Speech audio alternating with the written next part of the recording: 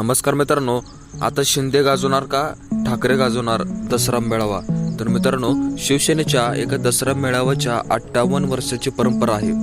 दसरा मेळावा आधी शिवसेना प्रमुख दिवंगत बाळासाहेब ठाकरे हे विचारांचे सोनं वाटून शिवसैनिकांना आशीर्वाद द्यायचे आणि आता शिवसेना पक्षप्रमुख हे दसरा मेळाव्याला भाषण करून पक्षांच्या कार्यकर्त्यांना, पदाधिकाऱ्यांना, नेत्यांना एका दिशा देत असतात.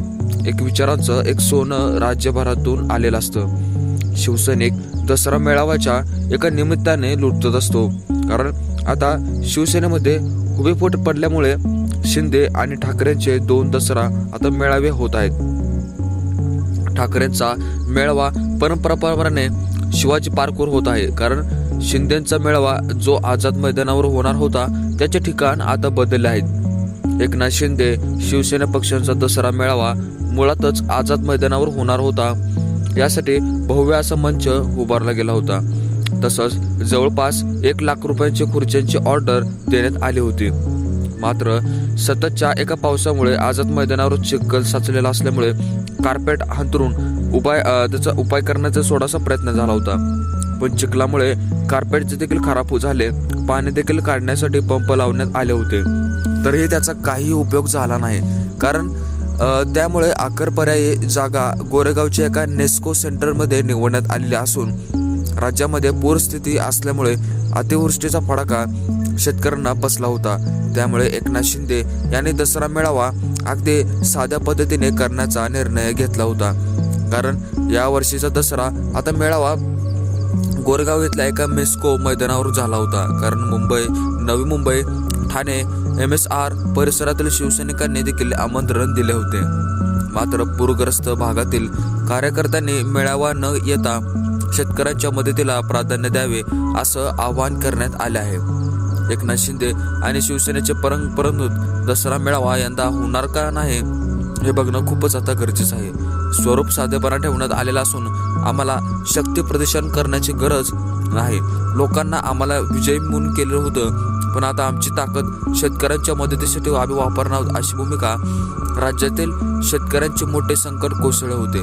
जमीन वाहून गेली, पशुधनाचे देखील एवढे मोठे संकट झाले आणि या सर्व गोष्टीवरच तेव्हा म्हणजे आता काही ठिकाणी असं घरही पाण्याखाली गेले होते. शेतकऱ्यांच्या एका अश्रू हीच आमची सरकारांची जबाबदारी आहे असं यावेळेला म्हणलेलं होतं. परंतु विदर्भ, मराठवाडा आणि इतर महाराष्ट्रामध्ये अतिवृष्टी शेतकऱ्यांचे मोठे नुकसान झाले होते.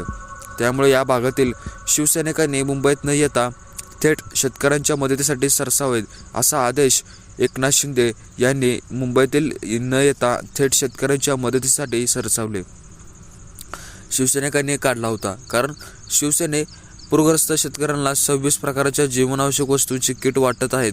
सेवानिवृत्त देखील होत असल्यामुळे शिंदेच्या शिवसेनेमध्ये दिलेले होते. एका शिवसेनेच्या एका दसरा मेळाव्यामध्ये त्यातील भाषण नेहमीच राजकीय आणि वर्तुळांचे चर्चकांचे भाषाचे.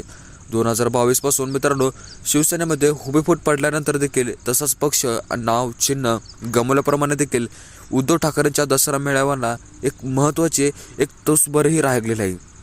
कारण महापालिका निवडणुका तोंडावर आहेत.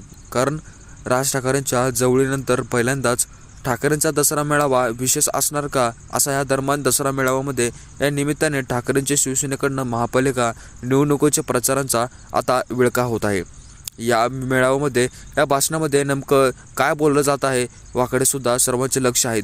कारण शिंदे या मेळाव्यामध्ये बोलणार आहेत. मुंबई महानगरपालिका संदर्भामध्ये काय भाष्य करणार यांचं सर्व लक्ष आता दोघांकडे आहेत. या दरम्यान यंदाच्या दसरा मेळाव्यामध्ये बजेट तब्बल 63 कोटी आहेत. या दावा भारतीय जनता पक्षाने केलेला आहे. भाजपने प्रवक्ता केशव उपाध्याय या संदर्भामध्ये एक्सवर एक पोस्ट केली होती. कारण उद्धव ठाकरे त्यांच्या पक्षासाठी 9 अंक लाभदायक असल्याचा कुणीतरी त्यांना सांगितलं होतं. तेव्हापासून 9 अंकावर अवलंबून असतात. त्यामुळे दसरा मेळाव्याचे बजेटही 9 अंकावर आहेत. कारण असल्याचा दावा हा असं याला केलेला आहे. मात्र या मेळाव्यावर देखील अगोदरपासून आरोप प्रत्यारोप फेरी सुरू झाल्या होत्या. मात्र या सर्व गोष्टीवर फायदा देखील या सर्व गोष्टीवर शिवसेना प्रमुख बाळासाहेब ठाकरे आणि शिवसेनेची दसरा मेळाव्याची परंपरा सुरू झालेली होती.